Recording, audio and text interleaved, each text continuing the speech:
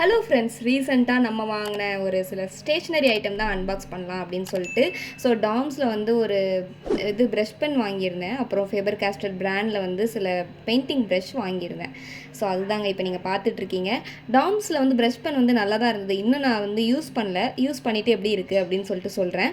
And acrylic colour வந்துட்டு என்கிட்ட sky blue and இந்த லைட் க்ரீன் என்கிட்ட இல்லையா, ஸோ அதுவும் நான் வாங்கிட்டேன்.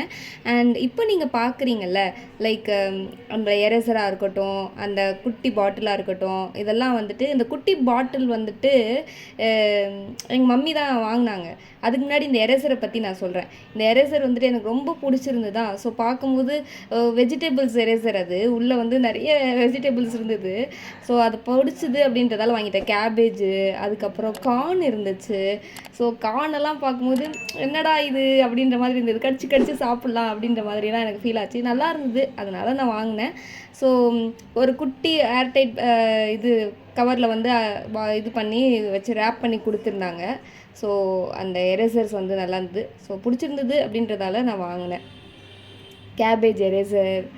ஸோ அந்த 2 எரேசரும் என்னன்னு தெரியல, உங்களுக்கு தெரிஞ்சதுன்னா கமெண்ட் பண்ணுங்கள். இது வந்து கார்ன் அப்படின்னு சொல்லிட்டு தெரியுது, பார்க்கவே க்யூட்டாக இருந்தது. ஸோ இதெல்லாம் நம்மளுக்கு ரொம்ப பிடிக்குன்றதால வாங்கினேன். அப்புறம் normal Apsara sharpener and eraser வாங்கினேன். அப்புறம் இந்த பாட்டில் வந்து எங்கள் அம்மா வாங்கினாங்க. அவங்க ஏதோ உப்பு போடணும் அப்படின்னு சொல்லிட்டு வாங்கினாங்க. எனக்கு ரொம்ப பிடிச்சிருந்தது, என் பெயிண்டிங்க்கு யூஸ் ஆகும்னு சொல்லிட்டு நான் எடுத்துக்கிட்டேன்.